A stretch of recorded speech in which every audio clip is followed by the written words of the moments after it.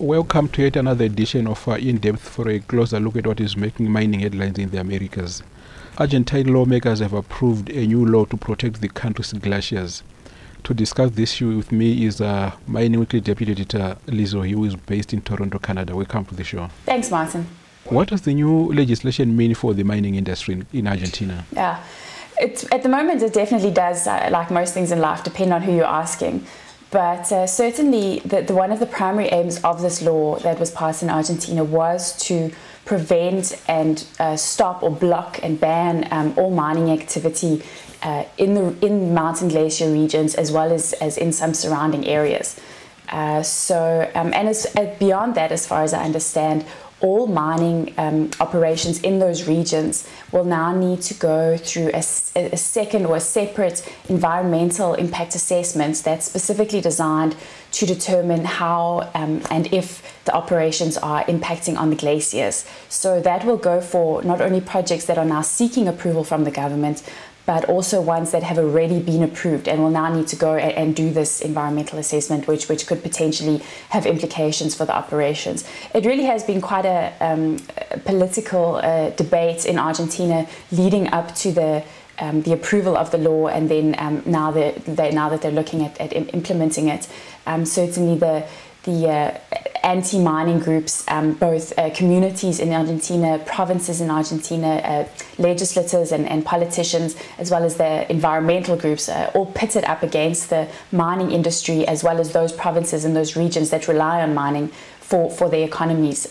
So even now that the law has been approved, we're seeing the environmental groups starting to put out press releases pointing fingers at those mines that they think should be targeted with these environmental reviews, and then the mining groups also trying to figure out where they stand and what they need to do to protect the operations. Barrick Gold in particular has got big projects in Argentina. Do you think these are going to be affected by this new law? Yeah, that's right. Barrick's got the Veladero mine that's operating high in the Andes, about 4,000 meters above sea level. That's been running since 2005. And then, of course, the company's got their big Pascua-Lama project. That's a big gold and silver project, also in the same region. It sits on the border of Chile and Argentina. So Barrick, certainly they are in the region that would be affected. Barrick, for now, what they say that their operations have not been affected at all up to now. What they've done is they filed an unconstitutionality proceeding in a federal court in San Juan, which is the province where their operations are located. And the federal judge in San Juan province agreed to give Barrick or agreed to issue a precautionary measure that essentially what it does is suspends the application of the law, the glacier protection law, on Barrick's operations for now. And Barrick's not the only one that's taken this route. Another mining company in San Juan, as well as some business groups and labor unions, in fact, also went and did the same thing, filing the unconstitutionality proceeding and then receiving that precautionary measure that suspends the application of the law on their operations. And as I mentioned, San Juan is one of those provinces that does support mining. They rely on mining for their economy, for economic growth and revenue in their province.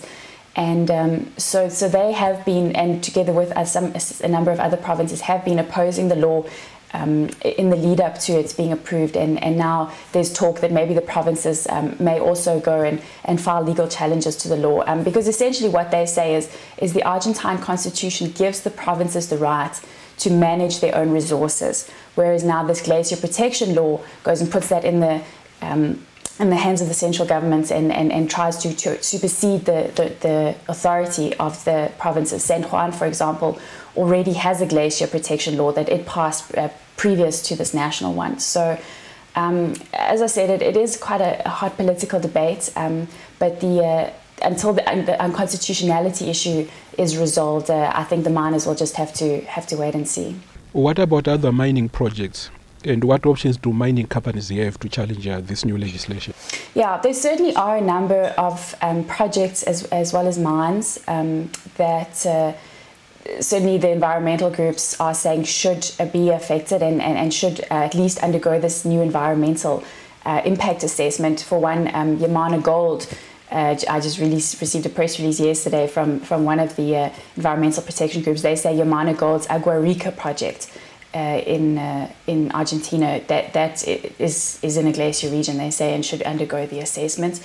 The thing that at least some of the claims or allegations made by the environmental groups, the miners of course say that they don't mine glaciers, that they're not destroying the glaciers, that they've got the things in place to ensure that nothing is destroyed, and Barrick, and that is one of the arguments that for Barrick, for example, says is that it already has all the approvals in place. It's received approvals for Veladero, for Pascua-Lama, and so it has the right to just continue with its operations under those approvals.